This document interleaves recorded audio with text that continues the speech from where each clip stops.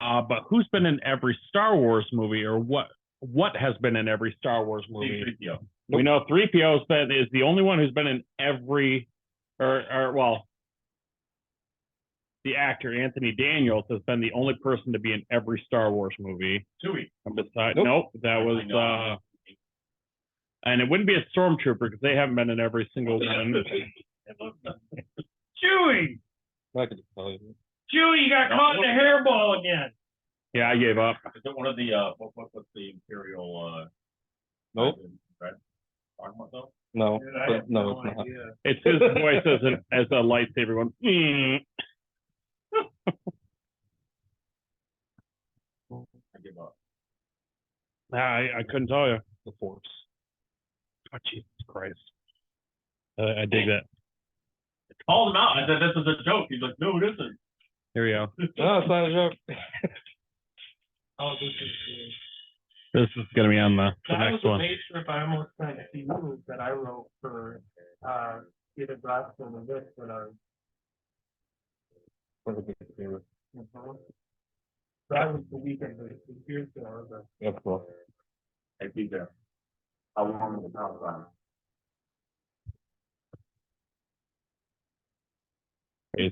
A tauntaun? A tauntaun? Tauntaun? I'm thinking of a bandsaw. Wait, that's just your track. That's not even with my stuff in it. Tauntaun? Luke was riding I thought those were bandsas. Okay. I'll send them some. Okay. They said I bantha fodder or whatever.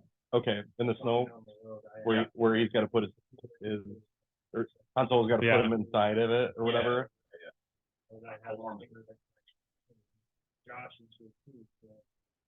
It's 98. Off the top of my head. Luke Behind the Wall. Gotta be the one.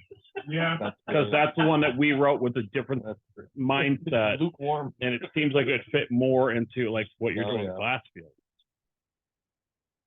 You know what I mean? Yeah. I mean, fire him the track, see what you like. Yeah. Maybe we can play that. Yeah, we can try that.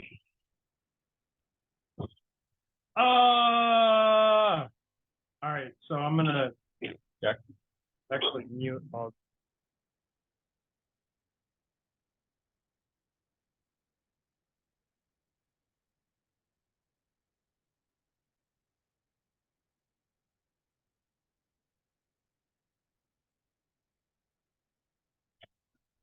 On February 8th, 1914, in Chicago's Palace Theater, cartoonist Winsor McCay was putting on a show.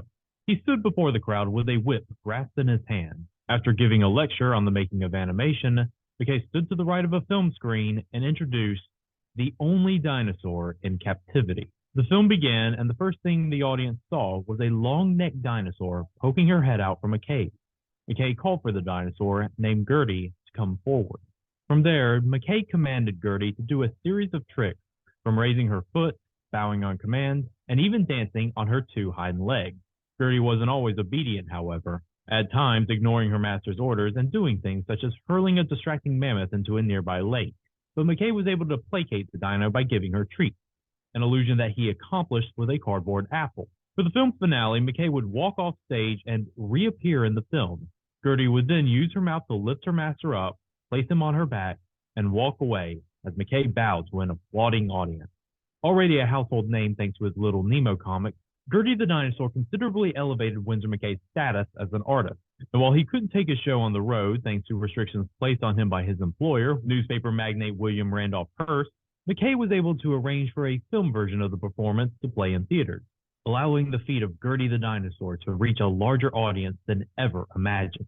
While Gertie the Dinosaur was not the first animated feature film by any stretch of the imagination, its presentation and the revolutionary techniques it introduced made the film inspire an entire generation of animators. Among those inspired by McCay's creation were 6 young men: Bob Iwerk, Hugh Harmon, Rudolph Ising, Carmen Maxwell, nicknamed Max, Isidore Freeling, and Walter Elias Disney. Welcome, dudes. It's a boys episode, and it's on the YouTube. Look at you, YouTube. Tried a different angle today. What's up? Hey, it's Rad Dad, Sad Dad. Swipe right, Mike. and the beard himself in the Sad Dad cave. Is that door shut? Because okay, just in case the Predator song comes on again, I want to make sure I don't fall on my fucking chair.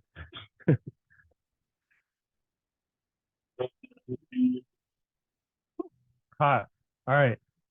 A little bit of Looney Tunes action music in the background. I'm so excited for this. All right. First and foremost, Mike said it in a text thread. Ooh. Who was your biggest cartoon crush? If you had to say one. Am I going first on this? Mike, you can go first. I'm gonna say it was Gadget Rescue Ranger. Oh, Yeah. all right. That Yeah. Accent and like how graphic do I want to get on this? I mean, it wasn't sexual. I was a little kid, Sure. but now it's sexual. Of course. Yeah, Rule 34. I'm all over. You go to those weird like cartoon porn sites to find Babs. Or Lola Bunny. Yeah. Yeah. He's got a weird deviant art, like saved library on his phone. Yep, my DeviantArt page will be in the description below. Right here. Just kidding. Good Lord, guys, Looney Tunes. This was a Sad Dad select. Notice how Yeah. Ryan's dodging the question. Yeah, what's up, dude? Oh shit. It Well, was Ursula. we are from pro Little Mermaid. LGBTQ, so I guess I wouldn't kick Bugs and Drag out of bed for eating quackers. Ooh. Quackers. No, I'm just kidding. Who was Quackers again? Just kidding. That was a terrible joke. No, I'm trying to think. I have this say. I mean, obviously Jessica Rabbit was Yes. Yes. a big deal. Mhm. But there was actually a movie called Cruel World where Kim Basinger played kind of a Jessica Rabbit, and I actually do prefer blondes as per my taste in life. So as one might be able to tell from social media. But anyways, Josh, You know, Jessica Rabbit's a very good choice. But you know who I always loved their style and like I was attracted to the style of like Kim Possible. Oh yes. You know, Possible. like those girls with like, you know, the shorter shirts Yeah. and Yeah. baggy pants and stuff like that was cool. Red hair. Uh-huh. Teej, J-Rabs, 100% J-Rabs. But the thing was, is like at that age, and it's funny because like I've dated a few different redheads. I was married to a redhead. My daughter has red hair. My wife currently has red hair. When I was a kid, I did not like girls with red hair. I was not attracted to girls. I was like blatantly unattracted to girls with red hair for whatever reason. And J-Rabs, I don't know. Yeah. That's something. Yeah. it's also this like sultry-ish kind of 40s big band vibe that I really like. The And sparkly, curvy dress Oh, and the high yeah. heels. Yeah, it was the dress. The hair dress. over her eye. You Not know, the- like It was double the makeup. Yeah. woo, She was like the first like cartoon skank. I would have thought that She wasn't a skank. I'm just kidding. the nurse from Animaniacs would have been Ryan's pick. really? Hello, nerd. I see that's the thing is as I got older, like, and I saw more of the cartoon illicit XXX stuff pop up in Nurse Joy. I don't know weird websites that you frequent. I was like, okay, I guess this is okay, but I never the two never really clashed as much for me as a kid, like because I was, and this is coming back around to the actual topic of today, Looney Tunes. Like I was a huge fan of Looney Tunes, like, and I still am. Same. And the story is fascinating. I mean, we're talking. You heard it in the opening clip. Like when it first came out, it was more of like a novelty. Mhm. You know, Nickelodeons were what Nickelodeons were. It was like, oh, come on, Rosemary, here's a nickel, pop it into the old photograph. Ah, look at the lights. It's crazy. I'm tripping balls. And like, you'd have these moments where you would, you know, I mean, it's one of the first tricks I learned in school was somebody would take a flip book and, do the drawing on each page and then be like, look, it's me blowing myself. Well, cool. We can't all be winners in life. But like the thing about it that was cool, with Nickelodeon is that animation, I think now, especially in modern age, is finally really getting its due as far as like, like Oscar winning, incredible, like some of the best movies I have ever seen are animated movies, hands down. Yeah, you look at Studio Ghibli, Fantasia. That is if I had my druthers, Studio Ghibli would be the one behind, and I don't care if it takes 10 years to make a Legend of Zelda movie. God, that'd be so good. It would be fucking awesome. I was waiting for that. Lincoln Studio Day. He's right in that. Do you know what I heard the other day though? Side tangent to Zelda. There's not going to be DLC for Tears of the Kingdom. Really? Yeah, they've stopped working on it and literally. Sorry. What? He's sort of snorting. I just had the mental image of them making this movie and Sam Jackson be like, "Hey, listen, motherfucker." Oh, I don't know why. Hey, I get it. So, Looney Tunes. Sam Jackson in any movie is going to make the property better. I agree with you, Josh. I have no control over my thoughts, man, and that's just what was there. No, I understand it, and I love you for it. So let's continue on, folks. We know what our crushes are. What was your first exposure to the tunes of looniness? Oh, you know what? I don't even remember my first exposure with it. I remember watching it. Wrong button. Oh, that's okay. I remember watching it as a little kid. In the studio. Phone's on silent. Yeah. So okay, so you don't remember. Were you like one of those people who had a favorite character though? Now I know we talked about crushes. Like, who did you? We already established that I'm the only furry here. Like Right you on. all have people. Cartoon crushes. I don't judge you for that, man. Hey, I don't judge any of you either with your massive tits and Jessica Rabbits. Mine's an actual mouse. I get it though, but like as far as like a character that you rooted for. Oh yeah, like I still love Wile E. Coyote and the Roadrunner. Just seeing all Looney Tunes for me was the first like safe show I could watch as a kid, like a safe cartoon to watch. Even though it was extremely violent. Like you look at it now and it's very maiming and slapstick and but it was I just loved seeing the Wile E. Coyote always getting himself in trouble. Yep. Never learning a lesson. And stupidest cartoon character ever. What? I love him. Most entertaining. You just jump back in and be like your pick stuck.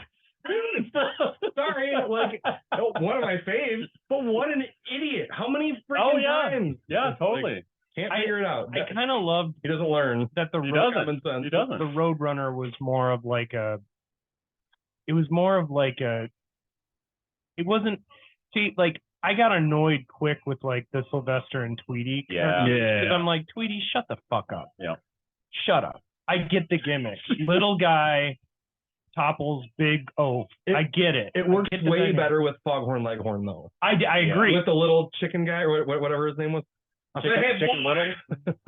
I said, hey boy, we have a way of things around here on the south. Daddy eats first. Low hanging fruit. Daddy's gotta eat. But there's a lot of okay, so we've established your favorite. Yeah. Roadrunner, Coyote. Yeah. Sad Dad. Shit. Oh man. They're all my favorite. I mean, all right. I'll never not love anything Bugs Bunny. But for whatever reason, Foghorn Leghorn.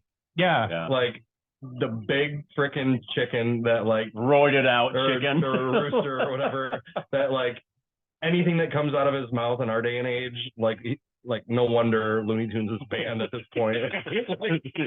But I love it. I don't know why. Like, I mean, some of it's border, like I guess over the border racist, which is there's some problematic stuff yeah, to get into. There's some problematic stuff for sure. Like, I mean, you don't see I'm not very gonna, like much Speedy Gonzalez nowadays. Yeah, he's bet off. Some say he's still running. No, we put up a wall. He's not coming back. Ron DeSantis, Speedy tried to come back, but Ron DeSantis shipped him to fucking a hurricane state or something like that, and he probably ended up getting hurt. Sorry. Sorry, conservatives. I love you. I'm a diehard liberal. I'm sorry. That's okay. Yeah. All right. Yeah, no, we don't get into politics. Anyway. But it's okay. It's okay to have your own opinion. This is my last No. Josh. Foghorn Leghorn, Yep. Roadrunner, and Wile E. Coyote. Josh. Remember how I told you guys that there was going to be interesting stuff that came up? Yes. I was a Disney kid. All right. That's why I thought that it would be interesting for me to be here, because and it's no plight against Looney Tunes, but that was the thing growing up. Like my mom bought all of the Disney VHSs. Oh yeah, so did ours too, though. Like we could talk about that for a long time. Well, sure. To put it into perspective, Disney was the blockbuster that animation needed. Right. Steamboat Willie fucking shocked the shit out of people. Not because of him talking, but because of the sound effects. Exactly. Sound was such a big deal, and that was the marvel of it. We watch it now and we're just like, yeah, of course, I see this. I could edit something like this on my phone in like 2 minutes. Exactly. But back in the day, it was revolutionary. It was revolutionary, and it's because of Disney we get Merry Melodies / Looney Tunes. Yes. Because when producers are sitting there chomping cigars and they're like, I've been looking at these figures, and everybody over there who's got Disney pictures is making a lot of money, and I need to make a lot of money. Right. And that's why I brought that up, because, of course, we're going to talk about Who Framed Roger Rabbit. That's sure. That's a pivotal moment for the people that loved Looney Tunes and the people who loved Disney. But I wasn't impervious to Looney Tunes. I saw like the Bugs Bunny and all that. And as far as characters, and this is the long way around the answer. No, it's fine. I always enjoyed probably Wile E. Coyote and Roadrunner as well. My man. Because like the Bugs Bunny stuff, like it's fine, but it was like sometimes I'm like, okay, let's go to someone else now. And we know he's the master like teaser, like he's gonna tease the crap out of you or make fun of you. Yeah, he's the ultimate troll. We know, he's the troll. So ultimate troll. Yeah, it's fine. And if there's a movie like Space Jam or something, I'll probably watch it because I still enjoy the artistry of those characters, because Disney characters and Looney Tunes characters are very different.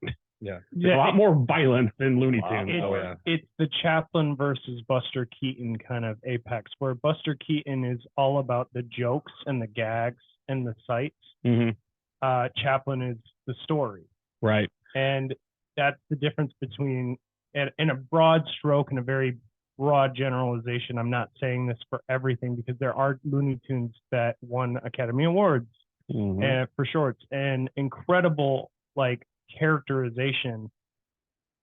The thing about that with Looney Tunes that's so amazing too is that, and going around the whole I'll say Bugs Bunny as well. I love Bugs. I think that Mel Blanc is 80% of what makes Looney Tunes great. He does like 85% of the voices, doesn't he? Yeah. Yes. It's like there's somebody very similarly who did a lot of 80s, 90s animation voices that I see come up time and time again when it's brought up as far as like Disney, and I can't think of his name off the top of my head. I know who you're talking about. The guy from Cheers. I think so. He does the pig in Toy Story. John Hamm. John Hamm? No. No, it's not John Hamm. He's the mailman. Yeah. I think I'm pretty sure it's John something though. He's the mailman in Cheers. I'm not. So I saw his name, I would know it right off the top of my head. I can see his face, but I can't think of his name. I'm going with John Hamm because I can only think of the pig from Toy Story. That's, whose name is Ham. Ham. Maybe that's how. John Ratzenberger? Yeah. He was Cliff. Yes. Is that who you're talking about? And didn't he just die like a year or two ago? I'm not sure if he did. I don't think he's dead yet. I hope not. He's done like the most. I don't know if this is like true or not. I think I remember reading at some point that he's done like the most voices for animated characters like ever. He does a lot with Disney. I want to also right off the bat say that if you really want an excellent YouTube rabbit hole to fall down as far as a Bugs Bunny hole to fall down. Well, there's this incredible, and I used it in the very beginning. There's this incredible, like, I want to say 6 or 7 part series on the history of Looney Tunes that really breaks it down. The YouTube channel is called Kaiser Beams. It'll be in the description for the episode. It's called The Merry History of Looney Tunes. It's incredible. That's where the opening clip was taken from. And it really, and I'm, again, we're doing like a brief history overline of the entire thing. And part of this history too comes from what I just finished reading, a book called Tinseltown, which talks specifically about the silent film era and a murder mystery that several different starlets were either considered persons of interest, and a few of them confessed on their deathbed that they were actual murderers of the famed producer of silent films. But that's for a future episode. But wow, it painted a picture of the producers at the time. And one of the big things that happened is that Paramount had a big antitrust law going after them, because before studios basically produced films, paid for them, and then marketed them to theaters, those said film studios could also own exclusively theater chains that had to play their movies. And one of the big ones that was monopolizing it at the time was Paramount, or what became Paramount. And because of antitrust in the 20s, that shifted completely and basically made it more fair for everybody. It wasn't one of these things like where it was forcing theaters to play. You can only play these movies, yada, yada, yada. Anyways, the whole time people, and this is something that happens throughout history too. Every single time a new invention comes out, ooh, oh no, radio. No one's ever going to watch TV. Oh no, TV. No one's going to go to the movie theaters. And look, in the 50s, this is jumping ahead especially for oh no, movie theaters. No one's going to pick their ass anymore. Oh no, my ass, it's clean.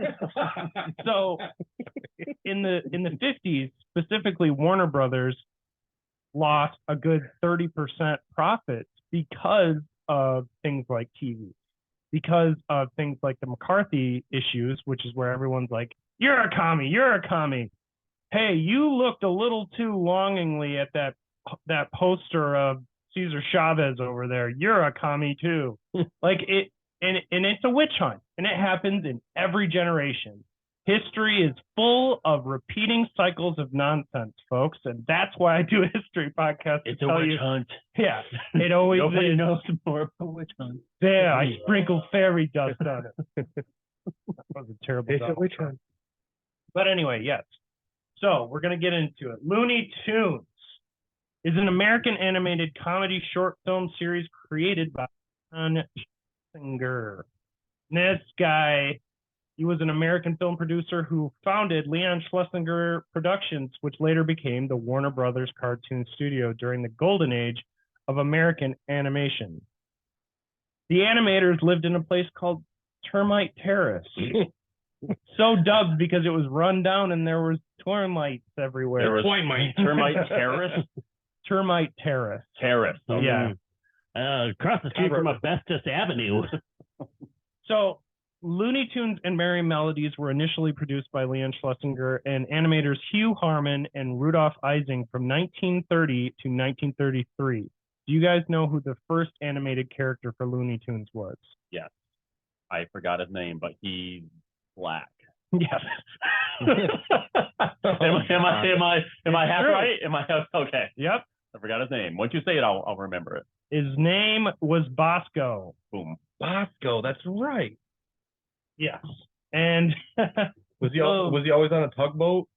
no, but No. that Bosco was in essence like it's a Mickey Mouse dude. I mean, you know what I mean? Mickey Mouse was always on the tugboat. They were both black too. Yeah, they were. Yes, this is Bosco's Boat Adventures. Hey, boss, I think Bosco looks a lot like Mickey. In fact, he's got a high-pitched voice. Shut the fuck up! Yeah. Fired! Sound effect. Get out of here! But that's true. Bosco is an animated cartoon character created by animators Hugh Harman and Rudolph Ising. Bosco is the first recurring character in Leon Schlesinger's cartoon series and was the star of 39 Looney Tunes shorts released by Warner Brothers. They did Bosco dirty. Well, I love the art. Like, I love all that. This is a side tangent, but Josh, you can. This is where you shine. Cuphead. Yeah. A more Oh, recent, goddamn. a throwback to this era of art, animation style, and everything. Cuphead was a platformer, kind of running. Interesting side-scrolling platformer.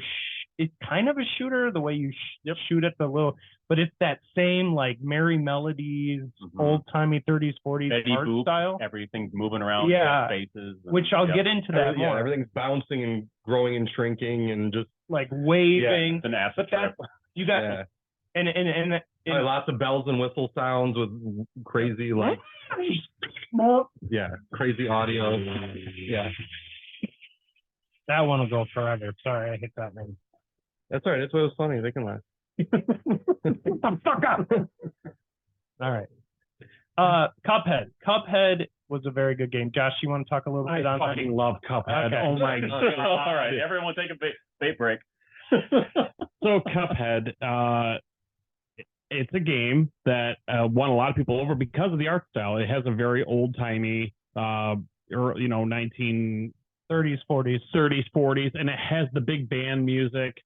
The fights are well animated. It's so good.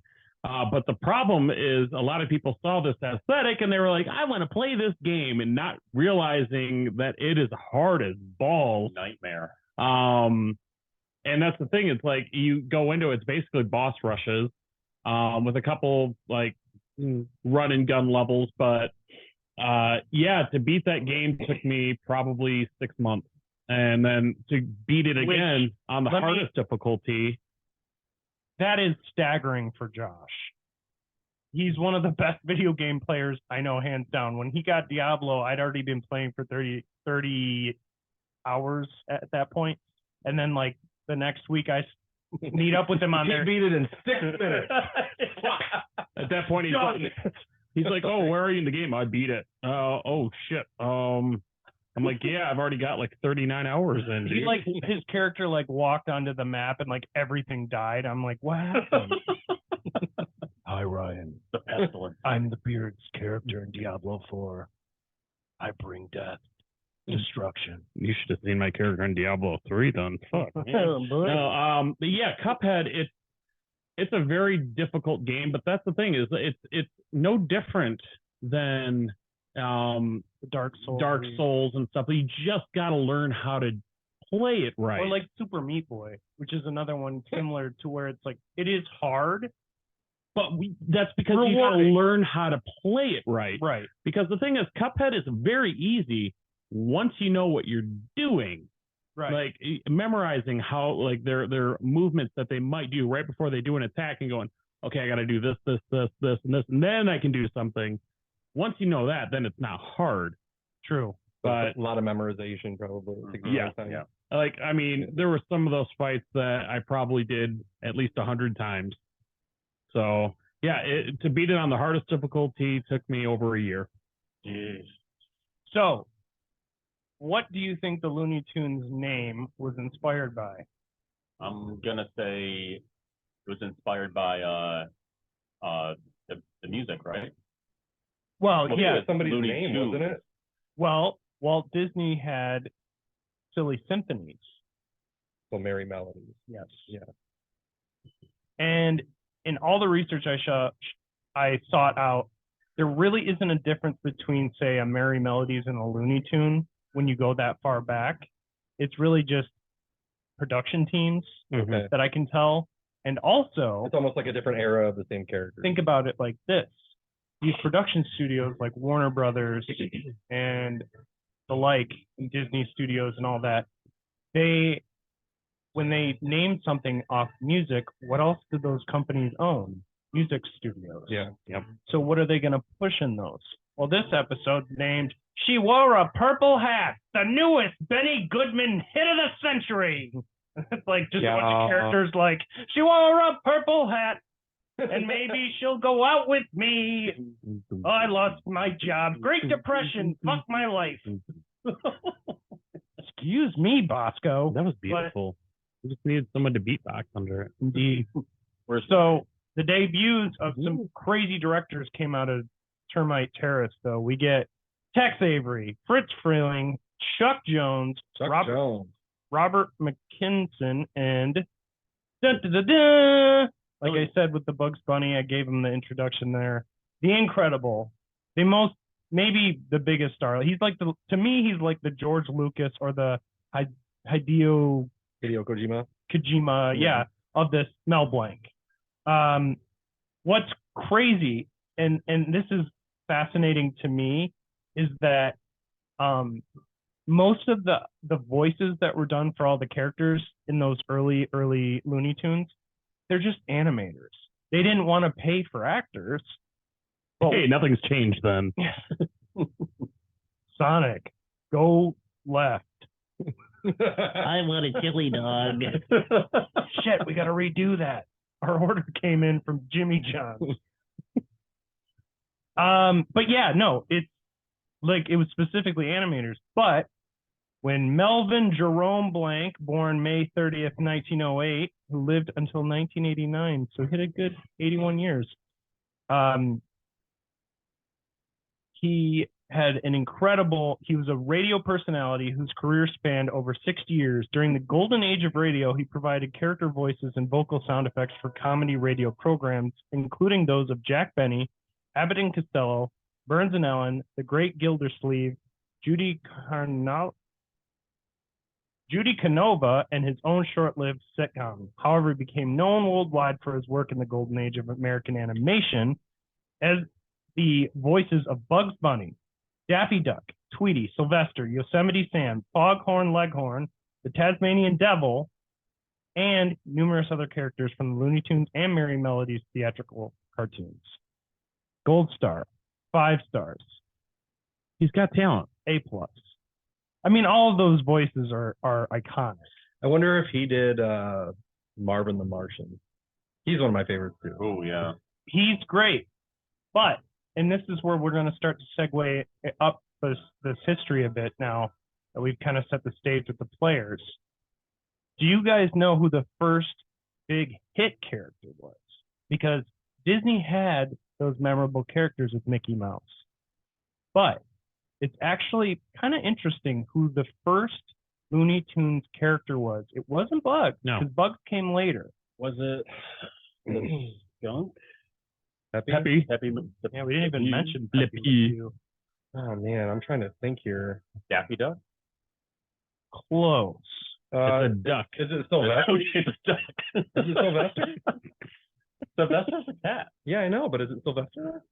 No, Okay. no, but that's a great. Donald Also, Duck. Sorry, I know it's wrong. Donnie Duck. Donnie Ducko. do you have any guesses there? It's sir? tough because, I mean, we've named off a lot of them, like except for like Tasmanian Devil, who was. We know he's survived in women's oversized shirts at Walmart. funny because it's true. Hey, what are you trying to say? I say, get out of my way. This is my daughter's favorite ride. It's called the Tilt-A-Whirl. I know in my shirt it says Tweety on it, but I'm a sweetie. It's a bumper sticker, man. All these characters went to sleep on Latina moms, and it's like memes before memes were a thing. You'd see these people in these Tasmanian double shirts. It's like, don't give me no attitude. Yeah. yeah. And then they get the fucking tattoo. And they would always end up on Big Johnson shirts too. Yeah. Like, what the fuck is Sylvester doing on a shirt that says something about like, if the front door's closed, the back door's the way to go, brother. Sylvester doesn't give a shit about anal sex. I'm That just you saying. know of. Yeah, that's true. Teach their own. No judge. But you all you, no, you're all incorrect. It was Porky Pig. He was the first big Looney Tunes character. Not a duck. No, Close though. I know. He's a barnyard animal. Oh yeah. Well, He's something you can cook and eat. Yeah. that's right. Look, people like their pigs, and John let me Hamm. tell you something. History has a thing for. We love our mentally impaired, and when somebody has a speech impediment, we're gonna immediately glom onto them and make fun of them. Yeah. When Porky has to give a speech or recite a oh shit, that's funny shit right there. Look at them homosexuals, they're not laughing. Beat them up. It's like this is fat. He's trying to defend himself. Wait.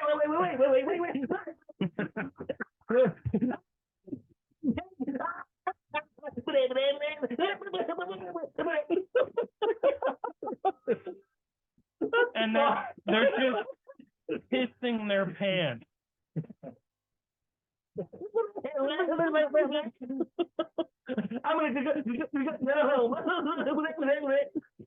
I'm gonna come.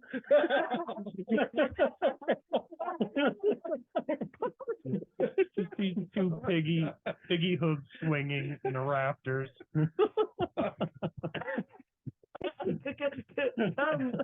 And this is funny. Oh, Debut was in an episode called, or an animation short called "I Haven't Got a Hat," directed by Fritz Freeling. Beans was the star of the next Porky Beans cartoon, Gold Diggers of 49, but it was Porky who emerged as the star instead of Beans. The ensemble characters I Haven't Got a Hat, such as Oliver Owl and twin dogs Ham and X, were also given a sampling of shorts, but Beans and Porky proved much more popular. Beans was later phased out when his popularity declined, leaving Porky as the only star of the Schlesinger studio. Bean probably didn't have a speech impediment. Right, he was normal. That's the thing. He was nothing wrong with him. We didn't glom onto the straight character like we do nowadays, where it's like every story has to function with somebody like being the guiding force in a narrative, like a Mickey Mouse. You messed up when you decided that you were gonna, have a black guy, not just a black guy, it's a black child. Yeah. So it's like this whole, bad. But in America's fucked up. yeah. Spoiler alert.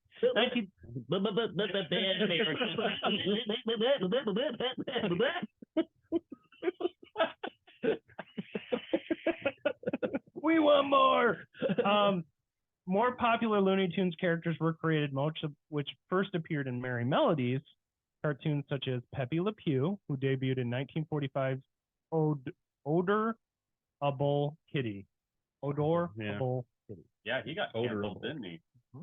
Yeah. He shouldn't have. He's just fucking French. Well, You ever hear the Dave? you're the right. Dave I get Chappelle why. skit where he I talks just about thought it. You ever listen to the Dave Chappelle skit where he talks about Pepe Le Pew? Yes. How he's like the first pimp or whatever. And I don't know. Yeah. Well, he's a rapist. Is what He's a rapist. He's a Yeah, rapist. That's the he's problem. a rapist. I say you have a. I'm Yes. a rapist.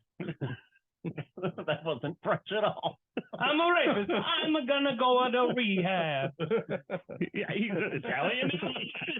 We just go with, hey, look, we're the animators just doing the voices. It's fine. Put like le in front of it. Le rehab. I do not have a problem. Miss Sherry. No, yes. I love it when you push and claw at my face because you do not want my kiss. I do not wear a condom.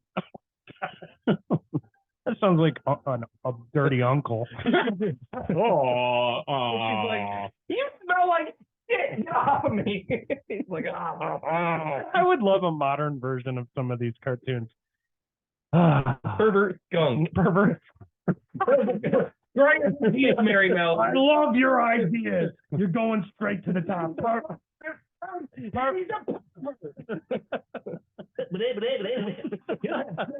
Anything. That's right. So not only was he a big star, Sylvester debuted in 1945's Life with Feathers. Yosemite Sam debuted in 1945's Hair Trigger. Foghorn Leghorn debuted in 1946 Walkie Talkie Hockey. Marvin the Martian debuted in 1948 Hair Devil Hair. Wile E. Coyote and the Roadrunner debuted in 1949's Fast and Furious. Granny debuted in 1950's Cannery Row. okay. Who actually fucking cared about the granny? Canary Row? Yes, Canary. Canary. Cannery. Cannery. Canary. Well, I'm thinking that there's a Steinbeck novel, but and sorry, Josh. Yeah. Did anybody actually like the granny? No. It's like she's a piece of shit, right? Well, Do you remember the witch? Yeah, the granny. No. Like, No, there was a a witch. There was a green witch or something. Yes, you're right. Yep. I don't know her name. But Because they're all about. So Emma Webster, better known as Granny, is a fictional character created by Fritz Freleng, best known for Looney Tunes and Merry Melodies animated shorts. She is the owner of Tweety Bird and more often than not Sylvester and Hector. now, who is the black woman that would never show like her face and was the owner of like Sylvester Stallone? Not, I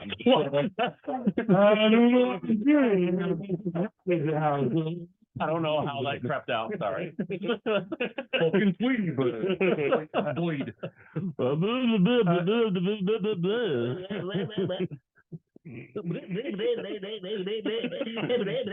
Get that on the soundboard. There you go. So, you were saying the black lady? Yeah, do you not remember that? Yeah, I do. Okay. I vaguely remember that too. We might get into it when we creep farther along. The golden era is considered 1944 to 1964. As far as like, and I wouldn't say, because I mentioned in the 50s with the McCarthy and things shifting, and there was like a big shift with TV specifically because many owners changed many hands, and Jack Warner Sr. and Jack Warner Jr. were kind of like, I mean, before there was Succession, there was there was this version of it when it came to studios, especially when it came to handing down the keys. They didn't want to give up their prized possessions easily, especially with how much work they put into it. And I get it. But at the end of the day, we're all going into the same pile of dirt. We need to just say good riddance to this life. We did the best we can. You don't need to hold on to just about anything in this world except for the love of friends and family. So shut the fuck up about I'm 80 years old and I need to claw onto whatever. It's all useless. The abridged version of that is blah, blah, blah, blah, that's all, folks.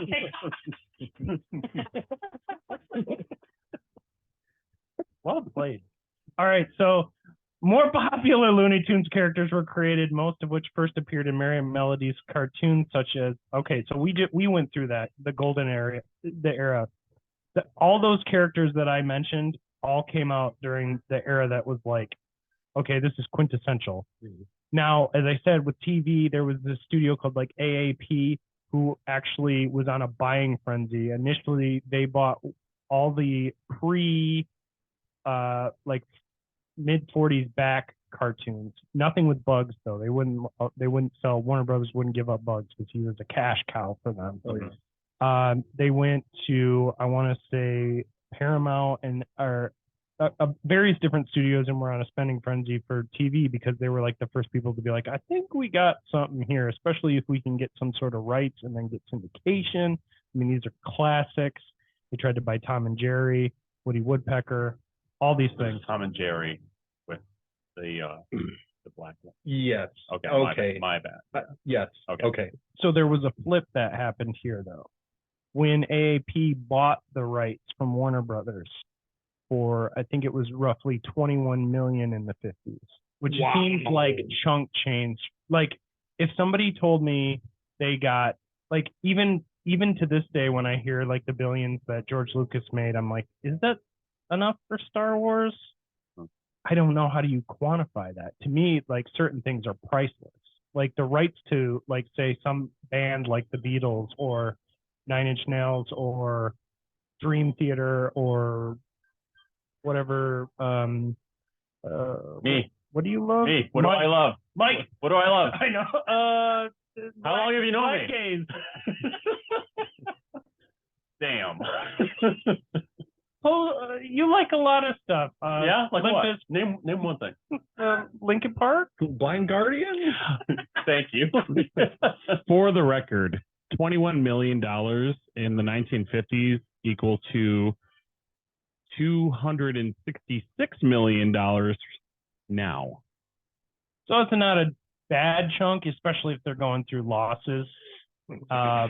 But with the 21 million they made, Jack Warner Jr. bought like 80% of the shares for Warner Brothers back from them because he was like, fuck you, Dad. And there's a lot of that. There's a lot of infighting in studios. Problem is, families sometimes they just don't get along. And especially when there's all this power out there, they're like, oh boy, I created Bugs's cartoon carrot, so I should have a say. You know, like everybody feels ownership, especially in those situations, even though they're these producers generally tend to be the least of anything other than just put your money on the table and go fuck your secretary or whatever you do. See, I don't care about Bugs or his carrot or anything. I think all the glory should have gone to who made a Big Chungus. Big Chungus. And that's the Josh take. Yes. Hot take. Now, just as there's a golden era, there's a dark era, folks. Yeah. From 1964 to 1969. See, Sylvester was like, man, I think this Vietnam War is a bad idea. What do you think, Porky? You're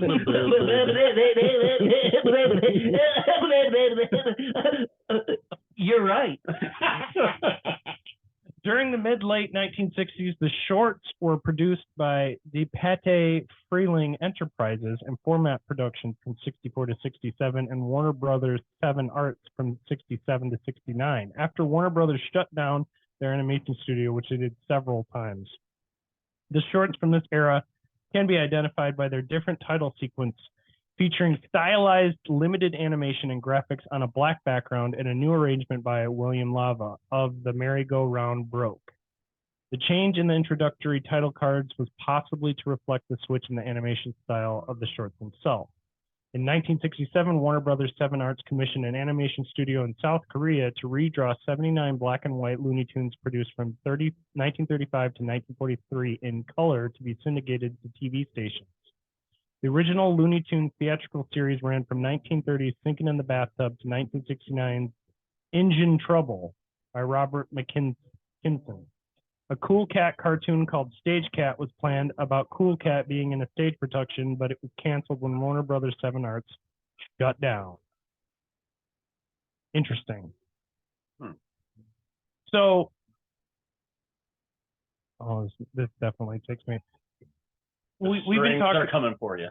We've been talking about our favorite we've mentioned our favorite crushes, favorite cartoon characters that we like the most.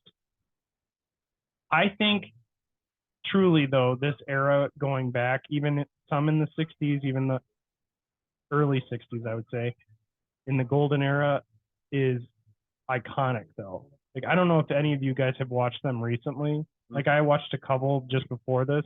Like, the Bugs Bunny ones are still funny. Like, Mel Blanc would have the animators on the ground howling. A lot of fourth wall breaking. Yes. A lot. Thank God you said that, because I wrote that on my phone somewhere and I knew I was going to forget, and I'm so glad you are welcome. Thank you. But yes, this is like where you get the fourth wall breaking shit. I mean, even in the very beginning, in the opening clip, they talked about the dinosaur. They immediately used that mechanism to help gauge the audience's interest to bring them into the fold. That is such a clever way to involve the audience. And I didn't mention this, but there was a brief time in the 50s specifically because of the fall off, and this will just show you that history does always repeat itself. In the 50s, they were looking for new ways to get people into the theaters because of the percentage drop, kind of like what we went through in the pandemic, where they basically were like, we got this new thing. You get this, kids, it's 3D.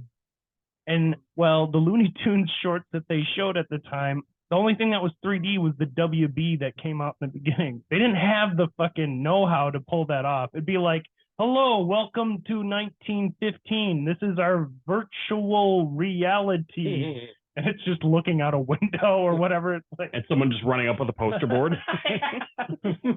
Basically. But I mean, like, these things take time to get better. Like video games, we have watched video games come leaps and bounds from the beginning. But with simplicity, with doing the most with what little you have, you get these genius works of art. That's where the Super Nintendo, especially the probably still in my top 3, if not second favorite system of all time. The musicians or the composers like Nobuo Uematsu, who did the Final Fantasy music. You look at like the Final Fantasy VI soundtrack, especially Dancing Mad, the last song in the game for the last boss fight. Knowing that he had so little to work with, yet is able to compose this entire symphony out of bleeps and bloops that make you feel something. And that's where the simplicity, but you can have genius in it. Are we going to touch base at all on Tiny Toon Adventures? Oh yeah, okay. we're getting there. Yeah. We're taking our time.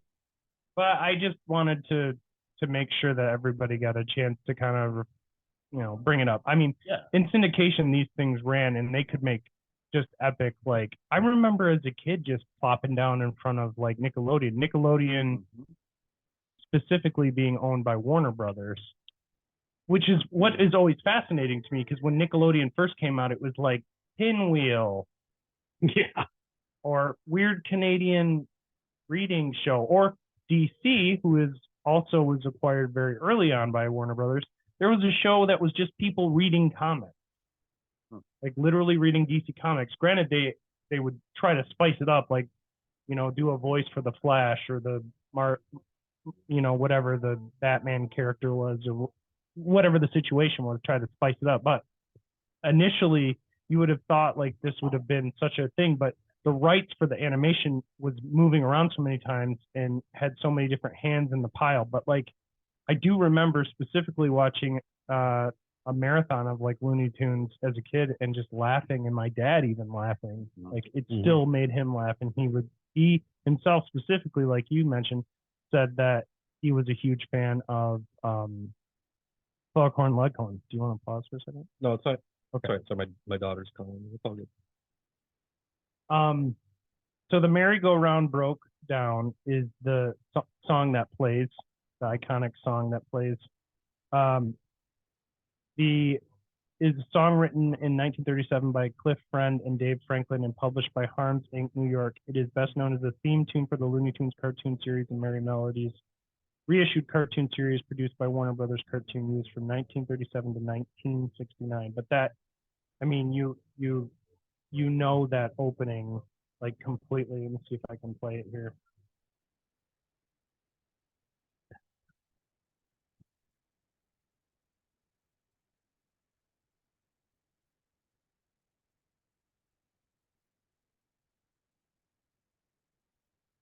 Oh yeah.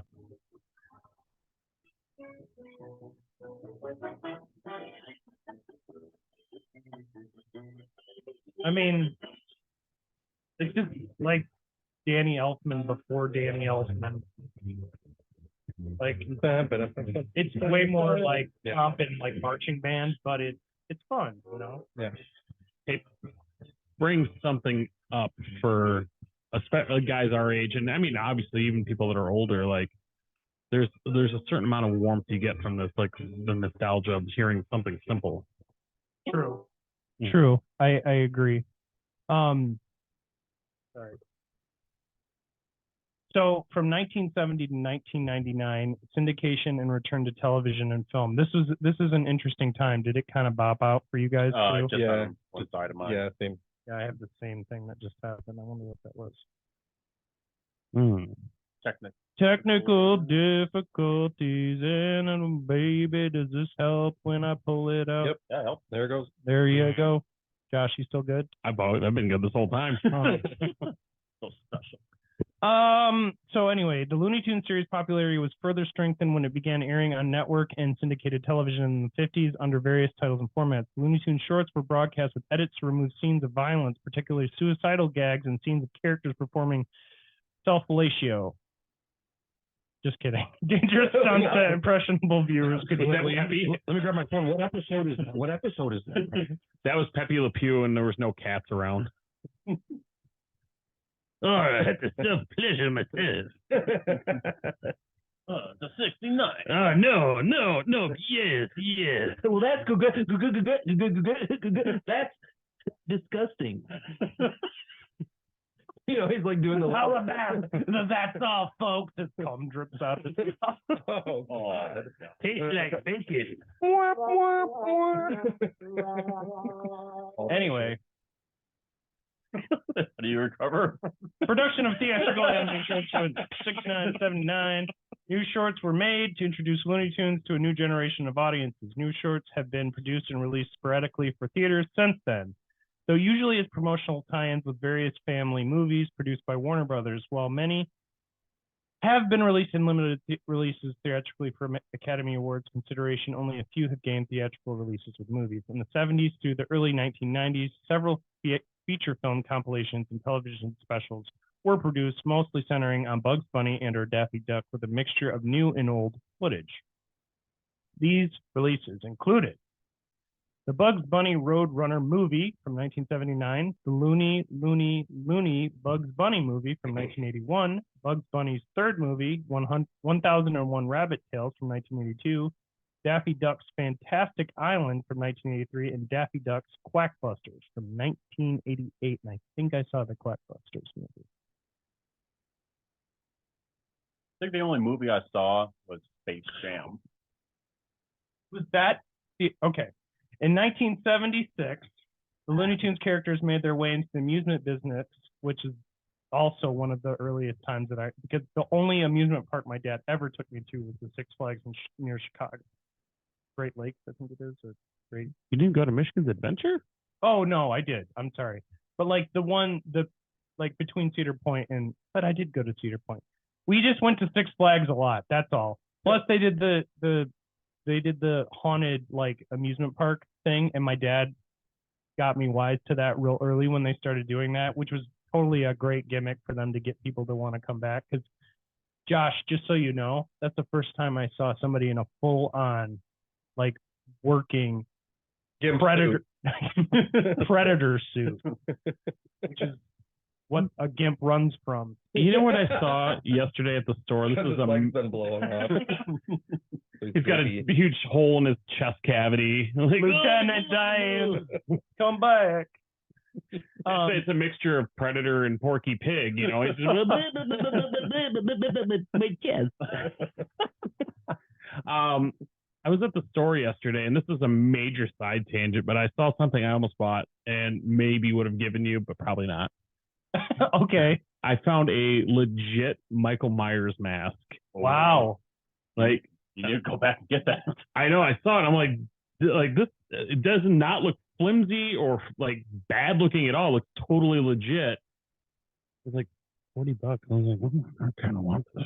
I like Ryan, but not that much. I hinted at April. I'm like, this would be really cool to have. I think I'd like to have that. Yeah. You're like, I just bought you a truck 2 hours ago. Yeah. You can buy me this cool little mask. Little mask. $20.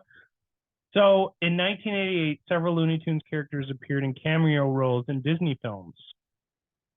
I'm sorry, not in Disney films, in a Disney film, one that we all saw and that we all were very much impressed upon on Who Framed Roger Rabbit. Oh yeah, Fucking love I've this seen movie. that. Yeah. So good. So Who Framed Roger Rabbit? Let's to get into that a little bit.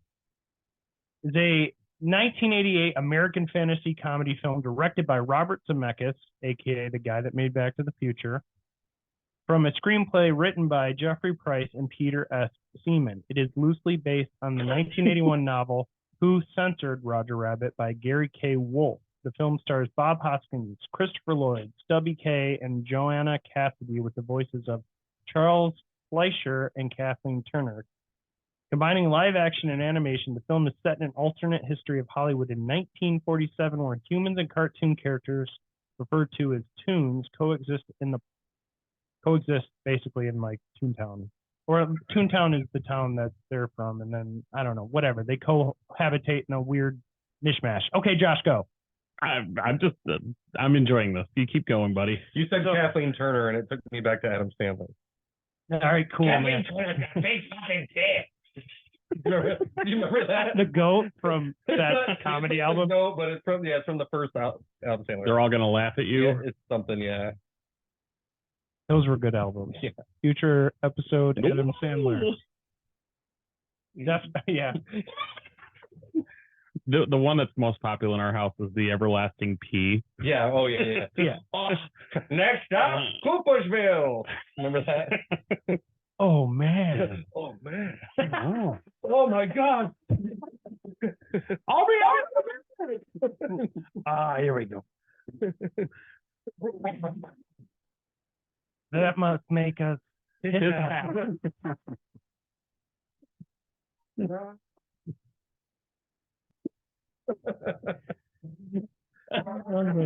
damn thing. 13-year-old Ryan is dying inside. Yep. Laughing.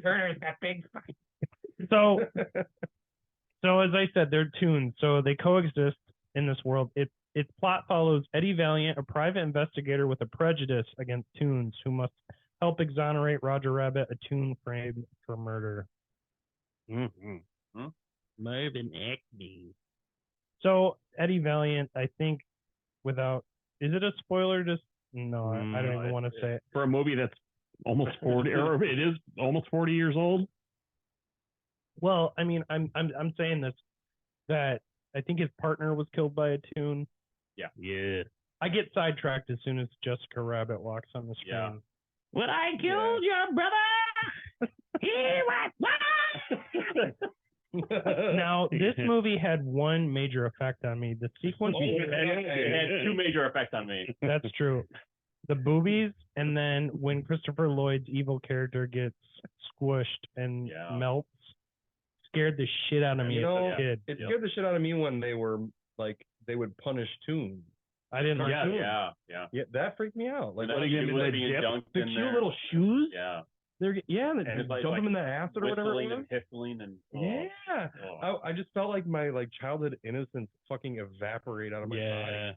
And then they throw Jessica. It's like that's the movie that robbed us of our innocence as seriously, because we're watching these characters die that we grew up like just spending so much time with, you know what I mean, like cartoons, and then all of a sudden they give you your first boner by putting J-Rabs in there.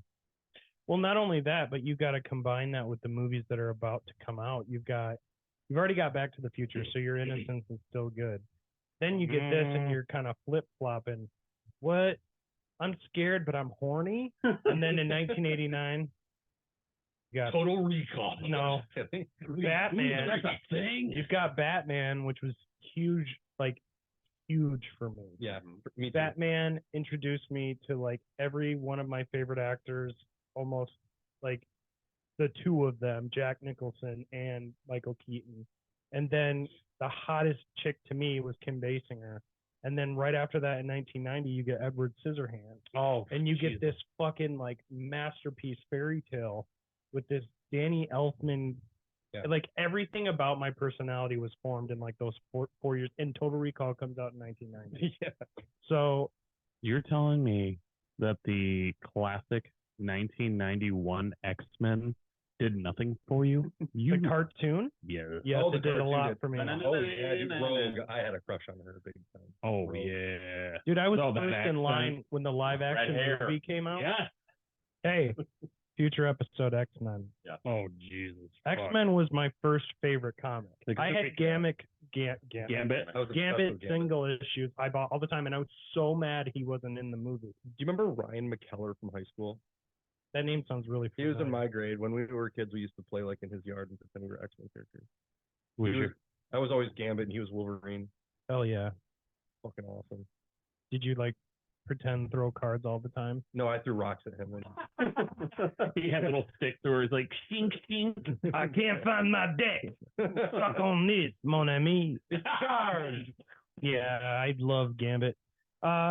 So Who Framed Roger Rabbit was released through Disney's Touchstone Pictures banner in the U.S. on June 22nd, 1988. The film received acclaim from critics who praised its visuals, humor, writing, and performances, with critics and audience in considering it groundbreaking. And it was. It was groundbreaking in the same way Steamboat Willie was. It was groundbreaking in the same way Pinocchio was back in the day. It was groundbreaking in the way that the Oscar award-winning Looney Tunes episodes that won the awards was.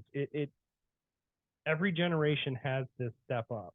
Mm-hmm. And I would have said in the 90s, it would have been something of the likes of a Toy Story. But we'll get to that in our Pixar episode, another future episode. Yeah. So fun fact, when they were making this movie, obviously they wanted to have Disney. And they also wanted to have Looney Tunes. Right. But the problem was is that there was some strong heads. And they were like, well, we're going to have our Bugs Bunny with that Mickey Mouse fucker. He better not have more lines. And so, That's it. Dusk off Bosco.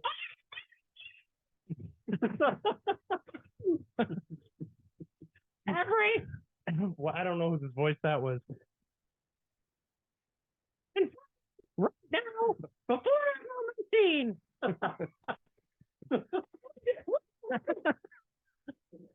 You know, it's that these eyeballs coming out. What? Pluto. The bad dog. What are you doing, Pluto?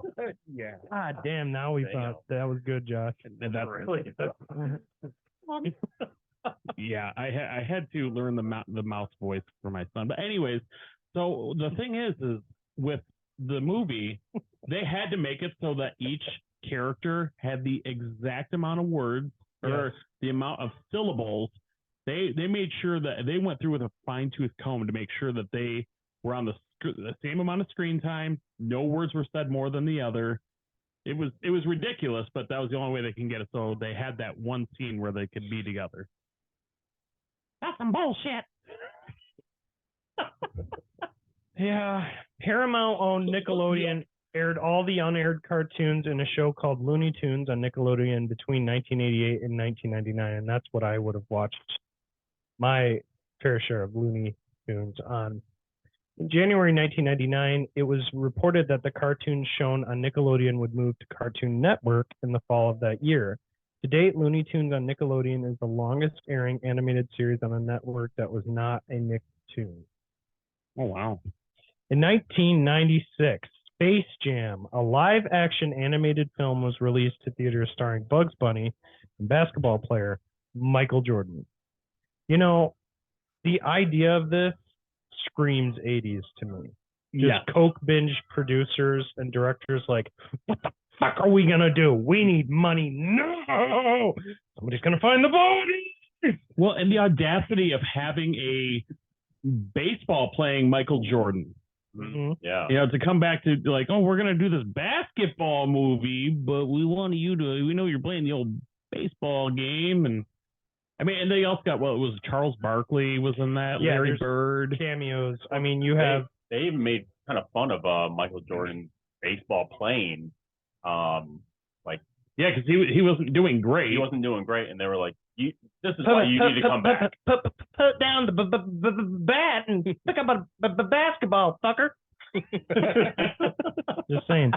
I mean, we can't all be Bo Jackson, but the thing is, Space Jam was a huge success. even though it was mixed with critics. I never liked it that much. I didn't either. Really? And I loved it. I think it was because this was the era, like we were talking about, where they're trying to do something new. They're trying to integrate cartoons in with realism or with, real life actors, people. And, it's really a Who Framed Roger Rabbit starts that ball. Right, but Who Framed Roger Rabbit, I feel like, turned out way better. The way that it worked. And it holds up. I think the reason why is because Space Jam wasn't nearly done as well. It wasn't done nearly as well. The focus wasn't on the fact that they are Disney or Looney Tunes characters. That wasn't the point of Who Framed Roger Rabbit. They have a whole new cast of just animated characters, whereas with Space Jam, it's very in your face. These are all Looney Tunes characters. They put way too much into it almost. Yeah. Something. I don't know. The cartoon mixed with it just didn't. It wasn't viable. Well, for a 2-year like period, Roger Rabbit was. No, and story wise, I mean, Who Framed Roger Rabbit is a brilliant screenplay. It's a story. It's moving. You feel things. You know what I mean? Space Jam feels dead. Yeah, right. It feels like a cameo vehicle, and for me, it just doesn't hold up the same. But to Space Jam's credit, for a 2-year period, it was the highest grossing non-Disney movie ever. That makes sense. Michael Jordan was the biggest thing since sliced bread at that time. Yeah, I mean, well, the song was so big it was. too. Yeah, oh yeah. Welcome to the Space Jam. I got the all right. I don't have it anymore. Didn't Michael Jackson have a song on that was like Jam? Yeah. Take too much jam. Well, plus there was the R. Kelly. I believe I can fly. Yeah, for the sad moment when you had to lure a child out of a closet or something. No, it was on her. Wasn't it the very beginning when it showed Michael Jackson? Fucking pee. I'm gonna shoot. Yeah, it was Michael Jordan. What are you doing here? We make him out. Oh shit! Come on now. Oh, this is every day I become more of a white woman. Oops.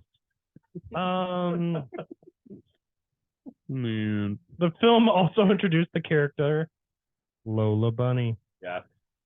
Yep. Yeah. Who subsequently became another recurring member of the Looney Tunes cast, usually as a love interest for Bugs. She was a recurring character for the Rule of 34 for a lot of people. Well, the thing about it is you can never go wrong with a partner in an animated cartoon. And I would hope that we became more inclusive, obviously, as we went on and people understood things a little bit better as we understand that there are more than, say, one type of partnership. But as it was a pretty solid move. And in 1997, Bugs Bunny was featured on a U.S. 32-cent postage stamp. Oh, yeah. To go on with the Lola part, just for a side tangent, because we know now that they made a Space Jam 2. I never saw it. Never will. Bombed. The thing is you can tell that the times are changing because in the original Space Jam, Lola is a little sexualized. Highly sexualized. A little lot. Whereas in the new one, it's virtually, from my understanding of it, is virtually not there at all. Yeah. Which is, I mean, a good thing. Because, things are already fucked up enough as it is. And if we want our kids to watch these movies, maybe they don't need to see 3 boobs. Like, Dad, you liked Star Wars back in the day? Shut up, kid. Go to your room. Broom? Go to my broom? Slave driver, I hate you, Dad. That's it. I'm going to talk about you on TikTok. Fuck you. Go back to your bedroom. It's like cage. Go back to your cage.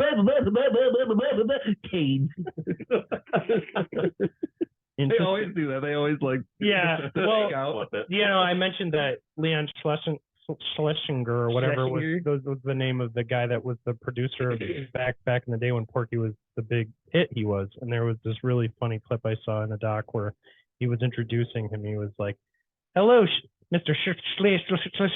And you're waiting for him to try to get through this, and you're just hearing the guys peeing their pants in the audience, and then he's like, hello, Leon. It is the same gimmick, but it works. So like I said, Bugs gets his postage stamp.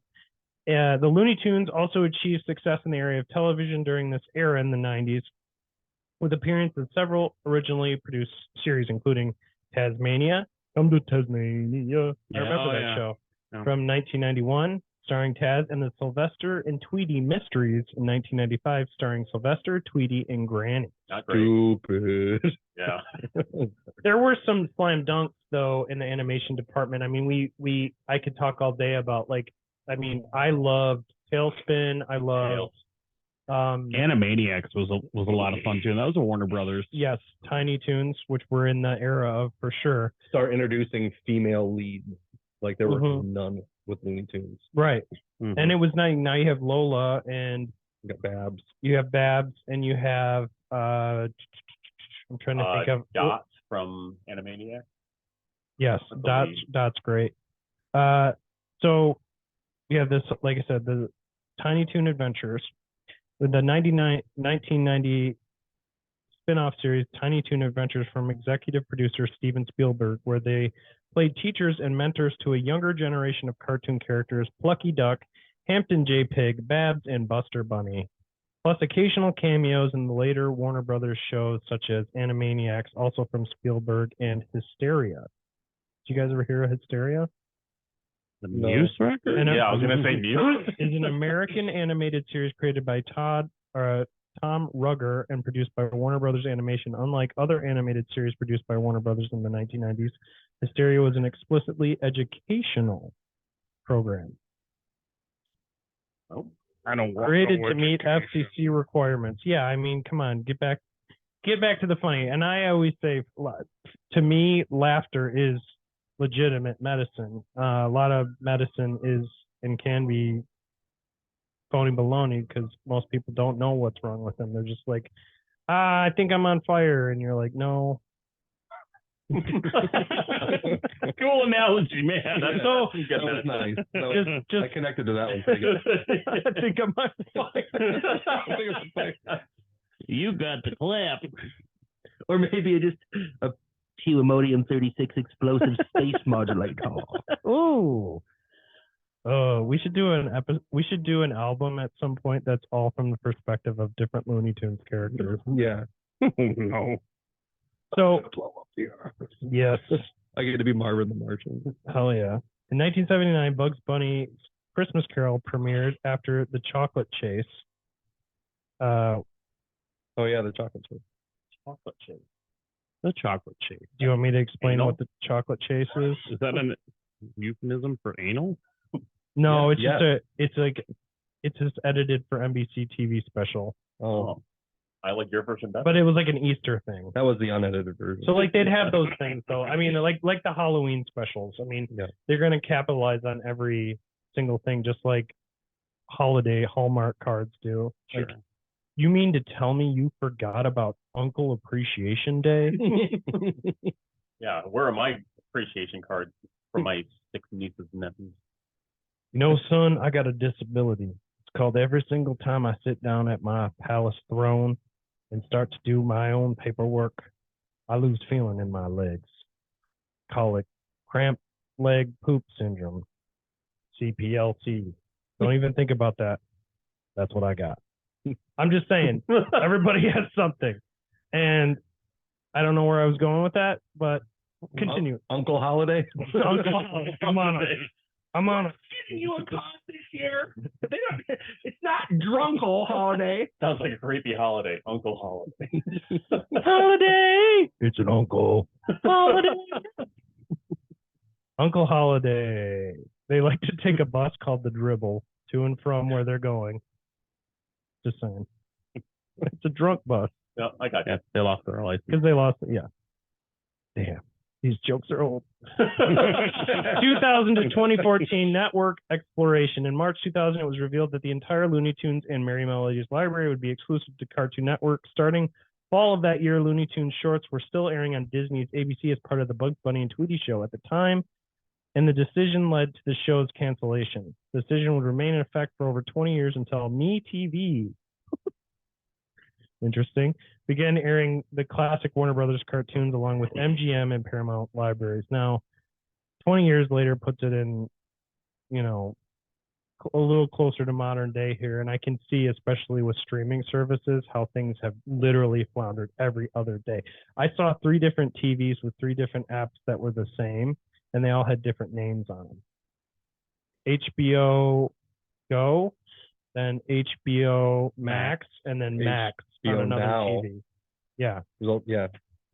What I really appreciate about Looney Tunes and like Disney cartoons growing up is that it was all universal. Like I grow up now with among my peers, and I mention a cartoon, and everyone knows what I'm talking about. Everyone has probably seen that episode. Now there's just so much. There's so many cartoons. There's different streaming services. Well, it's like that universally with all entertainment. I mean, you look at the bands that we were all listening to in the 90s. You were at the mercy of the radio, and then your buddy's older brother. Nowadays, it's like you're constantly hearing about, oh, have you heard this band? No. Like you can look at it as there's too much, and so you want to like, no, I want to stay in my bubble, or you can be like, well, there's other bands that are like Chelsea Wolf.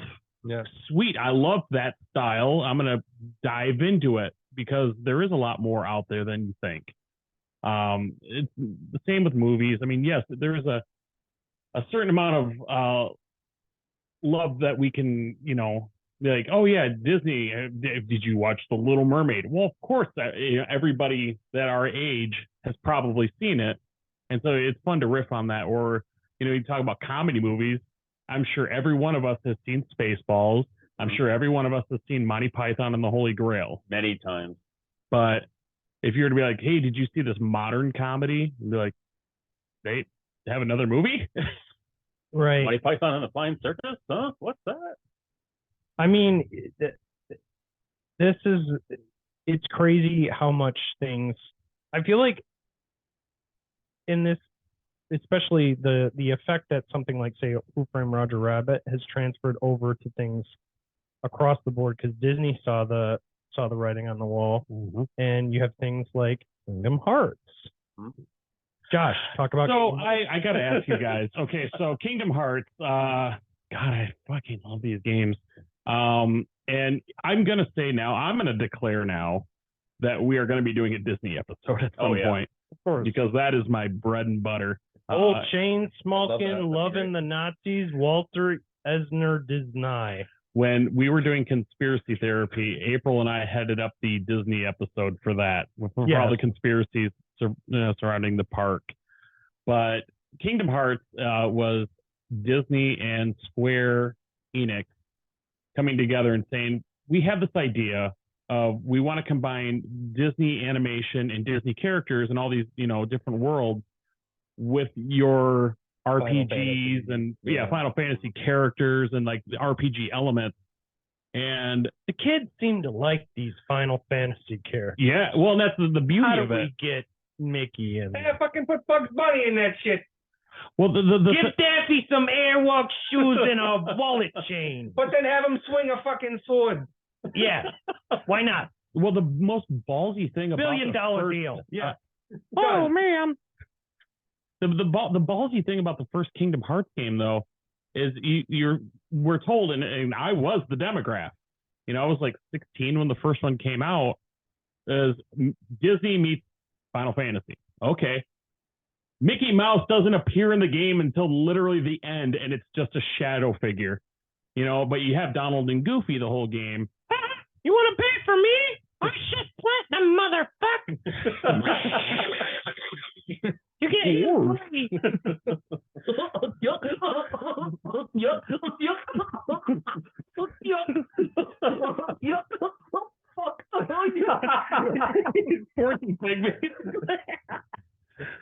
There's one. But my thing I would throw out there. Give him his medical card. Get him off the set. He's having a seizure. I would be curious if they were to do something in the same vein, Kingdom Hearts, except it's with Looney Tunes. Would that be something that you would play? Because I mentioned to TJ earlier about like, well, going through games like, have you played this? Have you played this? And Kingdom Hearts was one of the games I brought up. If they did the same thing but with Looney Tunes, would that entice you? I don't know if it would, because it might. I mean, I hate to sound like a fucking dickhead, but like, it might be just a little too like childish for me. I guess. Fair. But it's like, it might intrigue me if it used like just a bunch of like super cool like new school animation that was reminiscent of the old. You know what I mean? Like if you're in like a desert level and you're like the coyote or whatever, you got those weird plateaus that are all around that are just completely unrealistic. You got a big rock and then a tiny little rock with a giant rock on top of it, Or you're running along and you accidentally run into an invisible wall because it's a painting. Exactly. With rocks strapped to your back. Yeah, right. Like I feel like that's an interesting idea, but with Looney Tunes, they're like 5-6 minute short films. There isn't like any like really bad guy. Well, they were able to take with Kingdom Hearts. You have like they made an entire world out of Tugboat Willie. They have the characters and they have all the actual voice actors from Disney, voicing those. So you have like Pete, who is working with the bad guys the whole time, but you can tell he's like maybe he's not bad, he's just dumb. Yeah. And that Elmer you can Fudd. probably do that with Looney Tunes characters as well. You have like Elmer Fudd is a bad guy.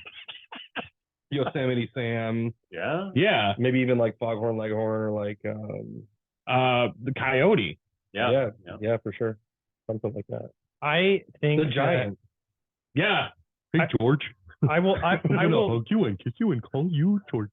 I will never say no to anything that I haven't seen. Like anytime I see reviews, sometimes it can be skewed, whether it's politically or has some sort of just like, one scene in it that for some reason, all the discourse as of recently of this recording with like, say something like Barbie, which we were all interested in seeing because that's out now. It's on video. Yeah. Okay, sweet. Because the filmmaker, she has made really great movies. Like I loved Lady Bird, and I dig what she does. And satire we need fucking comedies right now. Yeah. People need to laugh. And specifically, that's why the boys episodes are so fun, because we can all just sit and fucking giggle about shit and talk about Looney Tunes. But like, when we bring up Kingdom Hearts, like you said, and what you brought up was a cool idea, I would have never have thought in a million years something like Cuphead would function and be such a great, like a top tier platform game. Well, and that's the thing. When Kingdom Hearts was originally announced, like any one of us, that were into that scene, we were like, how's this going to work? Is this going to be a good game? And fundamentally, it's a fun as fuck game to play. It's, a great RPG. It's fun to do the fighting, and like the storyline that is the overlying story in all of Kingdom Hearts is definitely not as like lighthearted and kid friendly as you might think. It gets pretty dark. Sure. So, but you still on surface level have, oh gosh, Donald, what are you doing? But that's cool, and that works. And for me, it's like with Final Fantasy, and this was the discourse I heard about 16, was that with a Final Fantasy, there should be an element of weird. And for some fans, that's what would draw them to say a Final Fantasy is that kind of zany aspect, but with the dark and like the intense. Would you? I mean, because so TJ and I both played Final Fantasy 16. There is still a little bit of weird in it, but it's Do you get what I'm saying though? When I say weird? yeah. I mean, like, because the rest of the Final Fantasies, there's a lot of, it can be serious, but it can also be pretty goofy. Like but 7 is probably like Yuffie, yes, or that's one of the aspects. Unless you did a yeah. crossover. Maybe, over the top ridiculous. Whereas 16, or a tiger that talks to you. Red 13.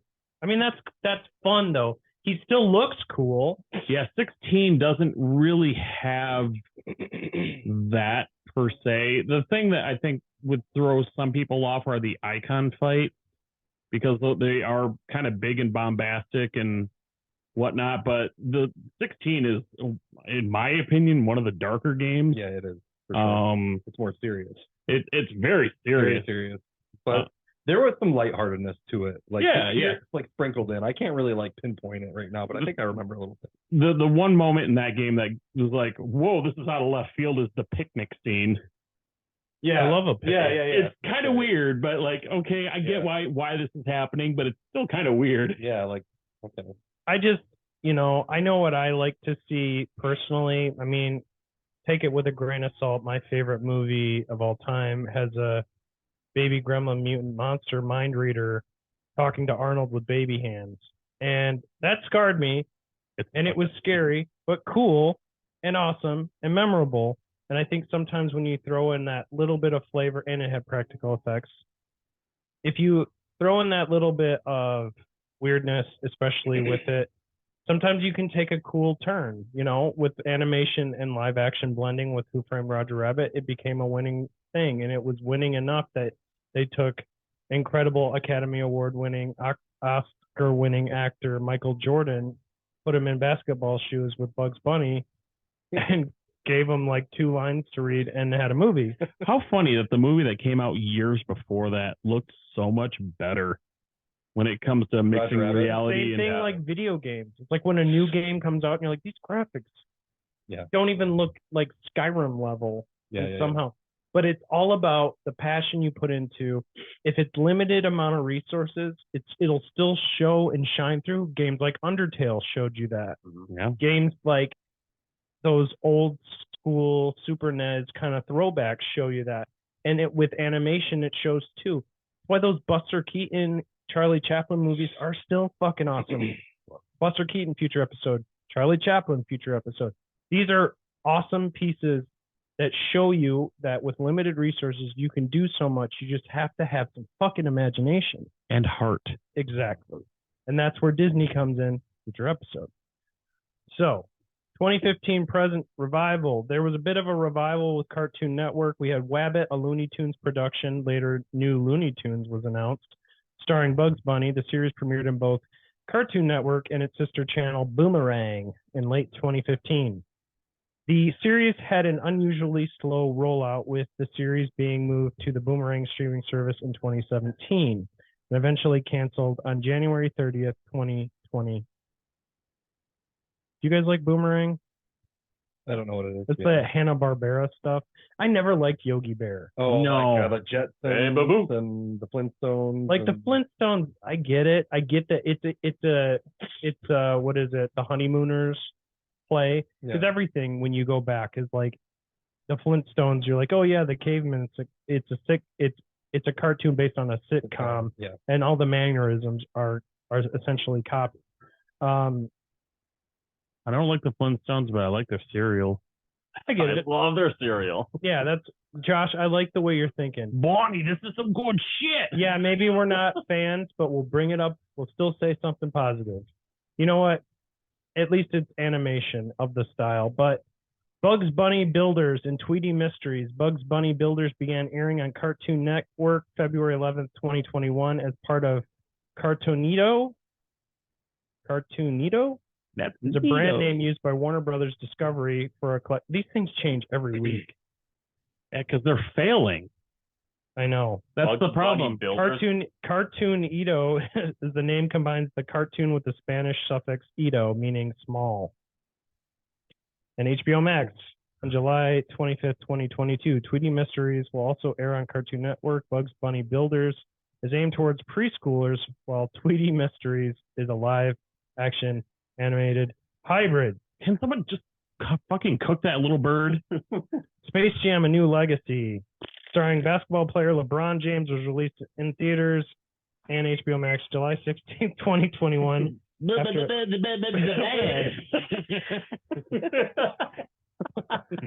a missile.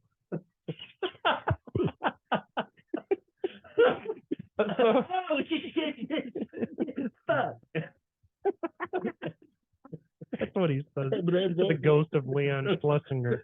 A reboot of Tiny Toon Adventures titled Tiny Toons Looniversity is scheduled to be released in September 2023. That's right now, fellas. The Looney Tunes will reprise their roles as the teachers of Acme Looniversity in the series. And it's canceled. Thank you, Josh. Always on it. And it bombed. In the 1980s, the shorts received VHS releases, with the pre-August 1948 shorts released by MGM UA Home Video, and the post-July 1948 shorts released by Warner Home Video. In 2003, Warner Home Video began releasing selected shorts on DVD aimed at collectors in 4-disc sets known as the Looney Tunes Golden Collection. So, I mentioned the Academy Awards.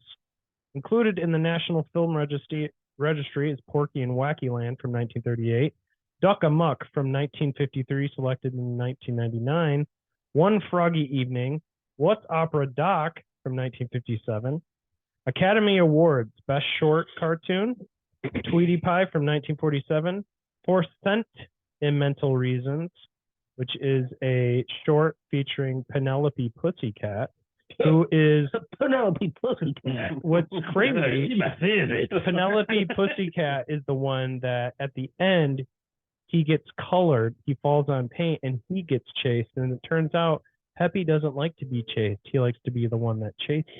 He likes to be the one that's raping. Right. He doesn't like to be raped. Karma's a bitch. Also, 1955, Speedy Gonzales, another Academy Award. Also, Birds Anonymous from 1957, a little Sylvester Tweety joint. And Nighty Night Bugs from 1958, an awesome Fritz Frayling directed short. Academy Award nominations, there are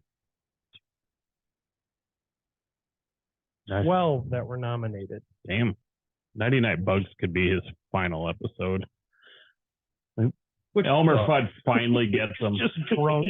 It's like, I've had enough of this life. Has been a carrot the whole time, but no. You guys remember the This has episode? arson in it.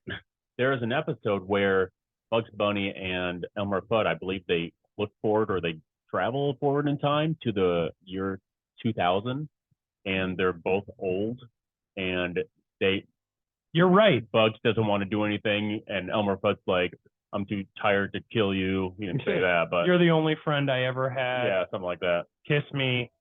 Oh, wait. Hold me. Hold me. Hold me. What are you doing here, Caress Porky? my ears.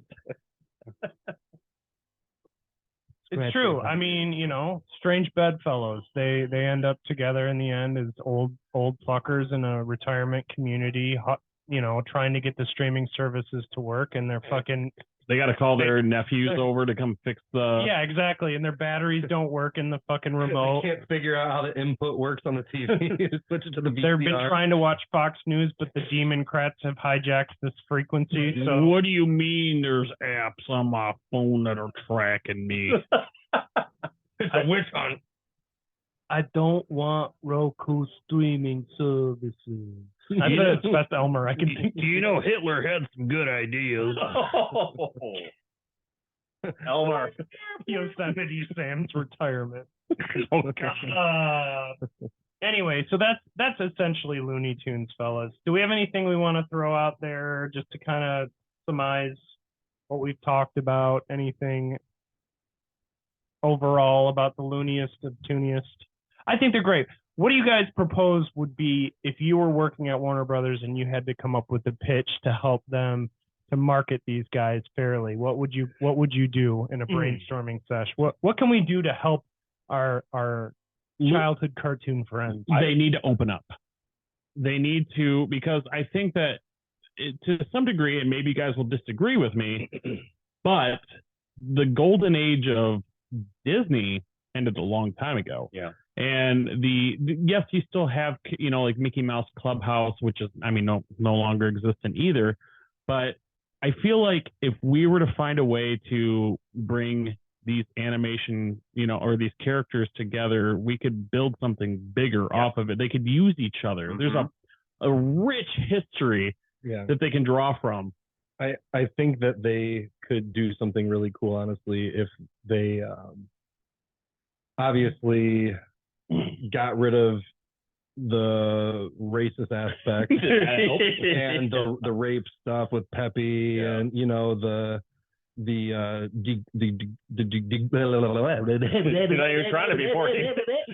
Yeah, like they need to obviously do away with a lot of that stuff, but animate it the classic way, not updated, not new graphics, like have it all hand drawn or whatever it was back in the day, and maybe introduce a small handful of new characters, but like keep the shock value. I mean, I know that like this day and age, a lot of like the violent stuff wouldn't go through, but like they need to keep some of that somehow, and maybe introduce a handful of new characters, maybe some like prominent female characters that interact well with like the main core characters. Or maybe build on like Tiny Toons and give them a little bit more character development. Maybe something like that. I don't know, but it'd be cool to just do it in the classic animation style. Just to have it be new episodes, but like we're gonna actually make this like Looney Tunes again without trying to make it like sparkle like a Space Jam. Right. The problem is you're absolutely right, and that would work. But I feel like you would have, and we don't get political, but I can think of a bunch of political idiots that would be like, oh no, that's not my fucking Peppy. He needs to be putting his skunk dick in everything. And well, then they don't watch it. Fuck them. That's my solution to most things, what he just said. If you don't like it, don't fucking watch it. Exactly. Stupid. Nah, anyway, sorry. That's the problem with it. They immediately would get mad because it's not the same thing. Oh, that wasn't racist. I watched it and I'm fine. No, you're fucking racist. You're racist, right? Newsflash. I didn't like Rise of Skywalker, the last Star Wars movie, but I never posted about it online because I don't give a shit. Yeah, like because I love The Mandalorian. And there's things that I love. There's a place for it. Right. That's the thing, is there was a place for the Rise of Skywalker, and you could watch it one time and go, I experienced it. Laser sword. Maybe you like it, maybe you don't, but you know what? You could still go back and watch, A New Hope and all those other movies that you loved. But that's another thing is Star Wars. Oh, fuck, man. You're going to get me going on a tangent. Yeah, I'm just going to leave it at that. But the thing is, if you change it, you're going to have a demographic of people that are going to immediately get all pissy about it because they're stupid. Yeah. Or simple as that. Ignorant. Or maybe just take the old episodes and revoice some of the parts or something and make some of the lines a little different so it's not as racially everything we just talked about basically. Yeah. I don't know. Maybe that's a bad idea. How do you They're wonderful characters, honestly. They are really wonderful characters. I would love to see them be like a prominent thing in this age, but I just don't know how they could make it work for everybody. Nothing works for everybody, to be honest. So just put those Tasmanian devils on all the shirts. Oh, Jesus Christ. Mike, what do you think? Oh, I was gonna what you were saying about the Kingdom Hearts video game. Do like a crossover. Like how you had like Marvel versus Capcom, and they all kind of like a fighting game. Well, it wasn't them fighting, but it was them coming together, different universes into one universe. To kind of what Kingdom Hearts is, isn't it? Well, then have it be with like Looney Tunes. Looney Tunes, like Smash Brothers. I mean, technically, Bugs Bunny is in a fighting game. They've got a Nickelodeon Smash Bros. Kind of thing with like SpongeBob. They might have some like Looney Tunes characters in there. I don't know. Gosh, what's the name of that game that's bigger right now on PlayStation? It's Brawlhalla. I don't think it's Brawlhalla. but there's one that's like Smash Brothers that has Bugs Bunny as one of the main characters. Yeah, Um, we might have it upstairs. but you're right. I mean, if they could, if at the very least they could make a game using these characters, and you don't have to have, you know, Peppy actually doing anything to anybody. You could just see him like Warner floating Brothers. around with hooks over his head. He's gonna come rape Warner, he's the big bad in the game. He's coming to get your asshole. Master Amp. Multiverses? Yeah, Okay. but like you could have something like that. Someone who's a problematic character. Maybe he's in the background, just kind of floating around with hearts above his head, or you know, something stupid. I did a bad thing. Yeah, Porky would be tough.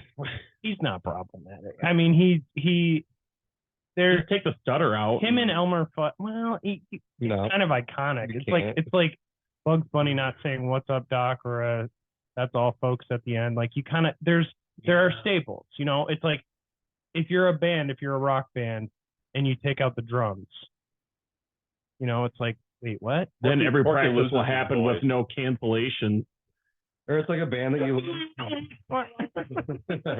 It's like a metal band that you love that just stops screaming on the next record. You know what I mean? Yeah. Yep. Oh man. Oh, Do I second pretty much everything these guys said. I will mention that Disney does have more current era Mickey Mouse cartoons with Donald, Goofy, Mickey, and like everybody's there. It's Daisy, yep. Minnie.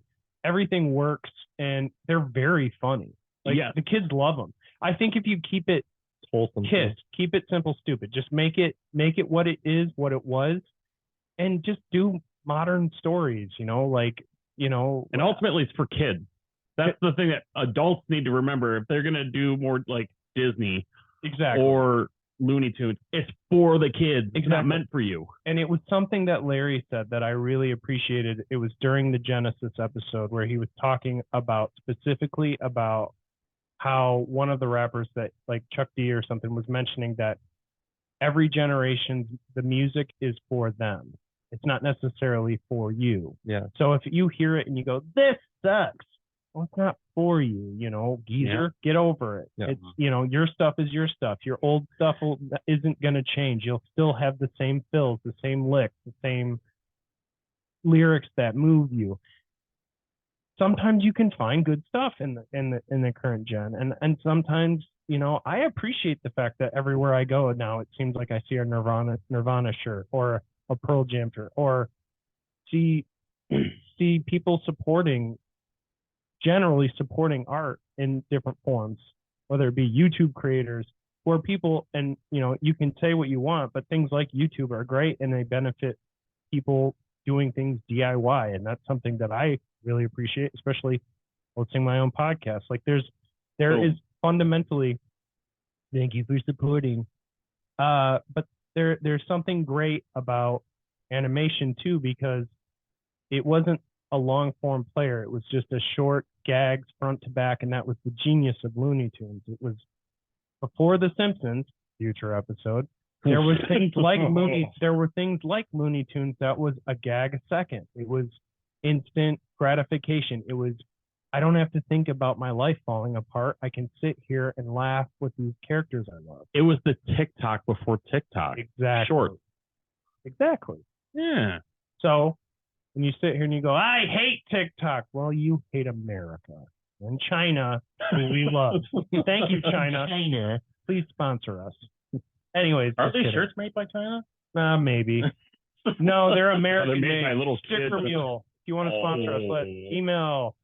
That's been your episode. All right, so let's go. We're gonna go through and I'll do all the plugs and stuff. But Josh, do you have anything you want to clue people into?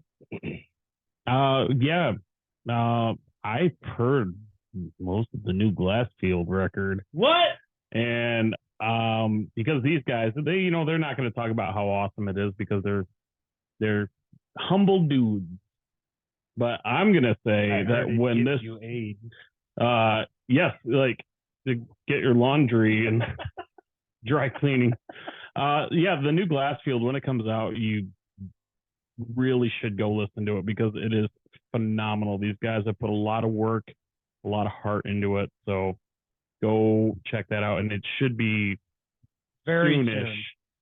Yeah, we're shooting for a single release in October. If that doesn't happen, don't sue us. But we take things like we do as the sad dads we are, and we let it flow. And when it happens, it happens. But we are so fucking stoked. So thank you for that, Josh. We also have remote locations. We said it before. We're in the process of mixing. It's so close to being done. Yeah, it's so good. There's a lot of cool stuff coming from there. Tej, anything on the Dead Me front? Anything that Josh mentioned?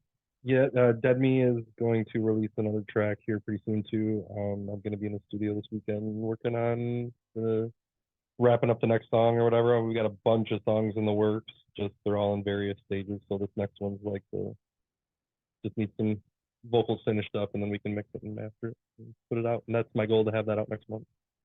So. It's great. I heard it. I love it. Mike, what's that? Mike. What do you like, Mike? Why are you here? Swipe right on Mike.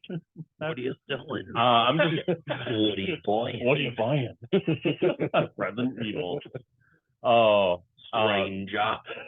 I'm just gonna echo my friends, their bands. I've heard some of their music, and it's amazing. Thanks. So definitely check it out. I mean, for someone that doesn't play music anymore, That can change. it could. I've been thinking about it. And maybe it should. Do it. Maybe we'll see. We could do a podcast. It's band. always so obvious to me, and I'm sorry, but this is a side tangent, but it's like it's always like right there with people sometimes. And if you're out there and you're like, I don't know if I should do a thing, just do it. You're sitting at a table of musicians. You're like, I could do music. There's musicians in front of me, but I won't ask. You know what, dude? Like, I took 10 years away. I just didn't want to do it. So Yeah. you might just find yourself in a spot where you decide to just dive back in. Yeah, I think for me, like on the reel, is just like, being like confident and comfortable with it. Oh, yeah, and for sure. then being like, even as an artist, just being able to project that and be like, hey, this is what I have to bring to the table. Please don't hate me. Please don't hurt me, kind of a thing. So it's definitely like a confidence for sure. I understand. I get that. Sometimes it takes several years, the pandemic, many canceled practices for the band to come together, and I get that. Bad relationships, Yeah. shitty cards dealt. I Yeah. get it. Yeah. I get it. I am here on this God's green earth by the grace of what higher powers are controlling things. And Atlantis somehow- Force that. Thank you. Yes, thank you. Nice spaghetti monster. And I feel Snuffle up again. I truly, and you can take this spiritually or any other way, I truly do feel blessed every day to be able to work on the things that I do because I have outlets. And if you need an outlet, check out Spotify for podcasts. No, just kidding. But like, also, just do it, man. I mean, my brother was an amazing bass player at 17. I wasn't going to ask him, but everybody in the world was like, you should ask him. And I was like, but he's my brother. And then it turned out to be a great thing. So here we are today. Like and subscribe, 5 stars, shout outs on the episode to you for said shout out. I say thank you, and please share with a friend. Like the YouTubes, share with friends. The videos are fun to do. I've been editing clips, and the best of at the end of the year will be a lot of fun. Also, the Discord is in the link. You can join that and discuss with us. And if you have an episode suggestion, zanzizipodcast@gmail.com. And that's where you can send those to, and we'll add them to the dossier. In fact, next week, Monday, is the aforementioned episode that was suggested from Brittany Bradshaw about nursery rhyme origins. Oh, that'll be really interesting. Yes. Now, before we close out, do we want to have Porky close us out? Well, we will, but I want to mention one more thing. On our Instagram page, there is a link to the merch that we have. Now, I do buy short runs of merch locally here in Michigan. If anybody wants a shirt, all you got to do is message us and we can get them to Don't you. fall. Mike is wearing one of them. I'm wearing a shirt. Got shirts. We got Oh, there's there's Glassfield shirts Glassfield too. shirts too, but Zanzizi. Easy.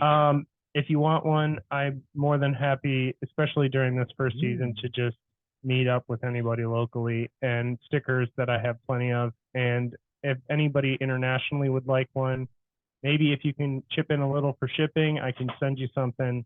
No questions asked. come to some Glassfield shows. Maybe we'll have Zanzizi merch. Oh. Yeah. That's true. Mike and I will be there. Oh boy. Working the table. Yeah, Ooh. I mean, Ooh. Well, like they said, that's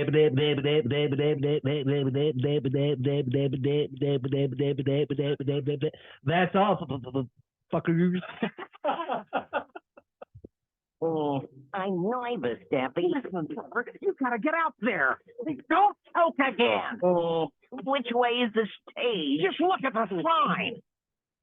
Get ready for the rap battle of the century. First, let's have a hand for DJ Bacon Bit. Put your hands in the air like you just don't care. All right. Our first challenger tonight hails from 8 Carrot Road. Put your hands together for B. Rabbit.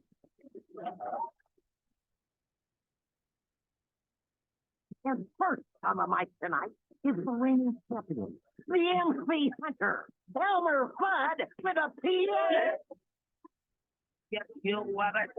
Yo, I'm taking you to school. Call me the professor. You're sexually confused because you're a cross-dresser. You like your kids men, and that's real funny. Call up you, Hefner, you a gay boy, buddy. You're on this stage. You need a map junkie. You made a wrong left turn at Albuquerque.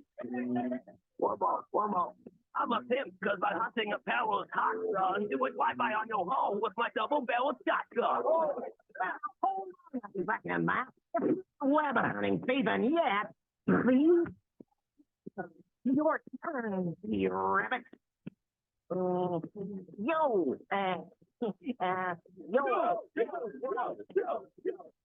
yo.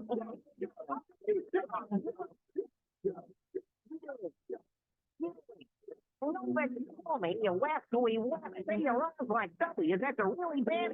It's boom, not boom. Please not. Don't print so many yards. I thought you were touching. On yourself. I'll call you Ellis. I got you some coffee. One lump or two. So.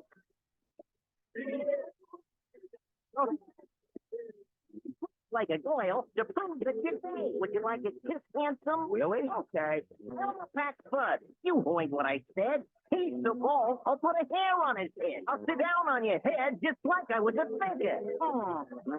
Here I am.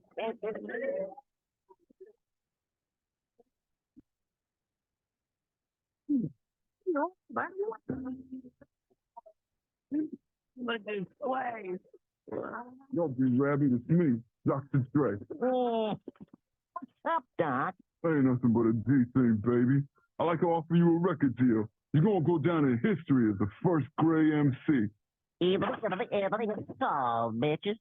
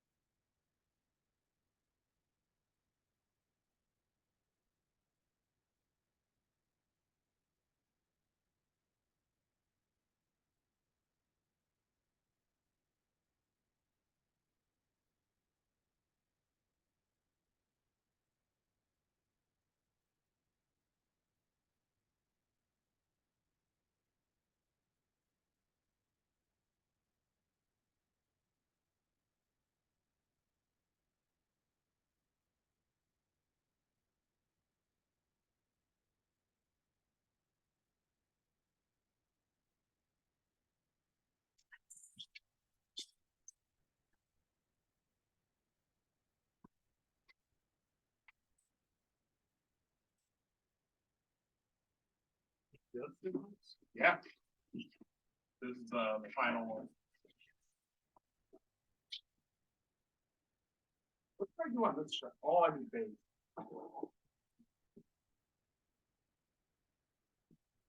It's ironic that you just put a phone.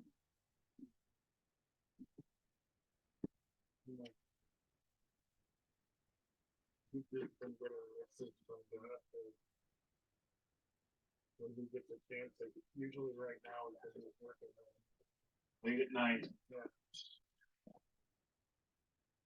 It's usually the late work to, I would say, probably 7 times out of 10, it's me firing off something. And then usually you come in and then it goes to Larry last. Every once in a while, Larry will send something for me. It's like a beat. Yeah.